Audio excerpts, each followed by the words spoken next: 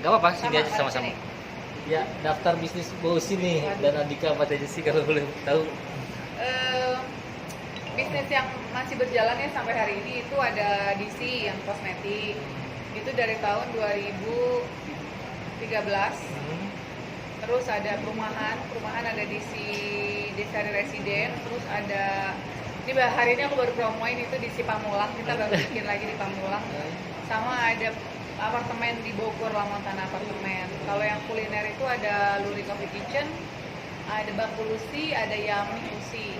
Kalau kue-kue ada di Cirebon, Cirebon Kelana, di Medan, Bulutoba Medan, sama di Batam, Zapin Batam. Kenapa sih pilih bisnis itu kalau boleh tahu sih? Iya, bisnis. Ya, milih bisnis sebenarnya emang karena aku suka berbisnis. Bisnis itu kan bahasa kerennya. Bahasa aslinya kan berdagang sebenarnya kan. Jadi aku suka berdagang, aku suka berusaha apapun. Bahkan bukan dari sekarang, dari zaman aku SMA aja aku udah dagang gitu kan. Dagang parfum, dagang pakaian dalam, apa aja aku dagangin, yang penting halal gitu. Dan kalau sekarang mungkin lebih kelihatan terblow up karena ada media sosial. Dulu kan sebelum ada medsos itu aku pernah punya Takigawa Iya, Takigawa di GI. Jadi sebenarnya ini bisnis bukan hal yang baru. Dulu aku pernah punya PH, pernah punya bisnis sepatu. Jadi sebenarnya udah lama ini. Terus sejauh mana sih perkembangannya kalau boleh tahu? Bisnis alhamdulillah grow fast, terus juga stabil. Memang aku juga fokus banget, jadi menurut aku segala sesuatu yang aku bikin itu harus dikerjakan dengan detail dan dan kita harus tahu kelas mana yang kita mau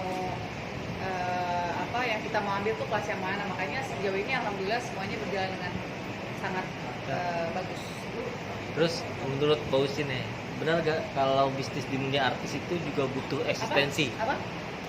Bener gak sih menurut Bausi nih, bener gak kalau bisnis di dunia artis itu juga butuh eksistensi sebagai artis? Oh ya pasti, tapi itu hanya di awal. Jadi gini, misalnya aku buka Lurik nih ya. Lurik punyanya Usi.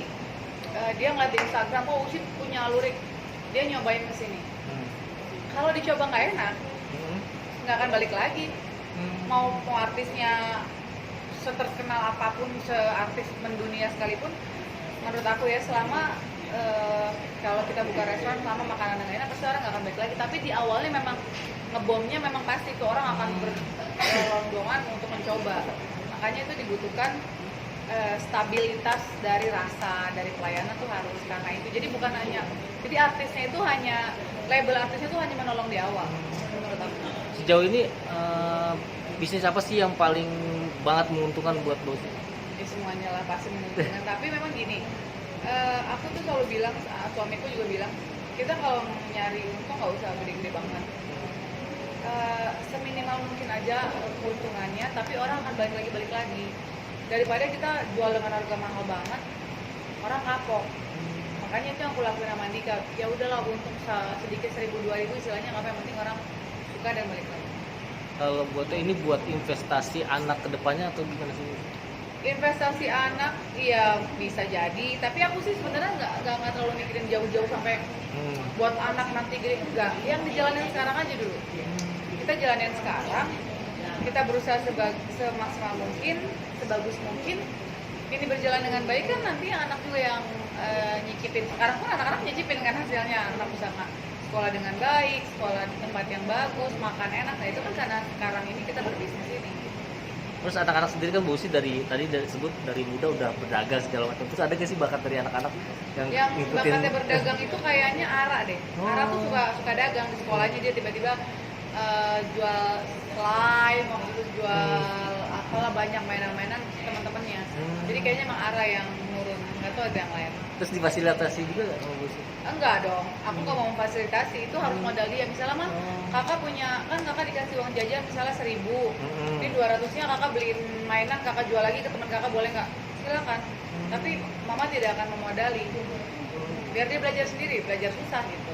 Dan oh ya mak, dia nanya gimana sih kalau misalnya dagang itu, kakak belinya 200, kakak jualnya 250 misalnya, 220, jadi keuntungan kakak ada 20 perak. Oh oke, dia ngikutin gitu. Oke, thank you.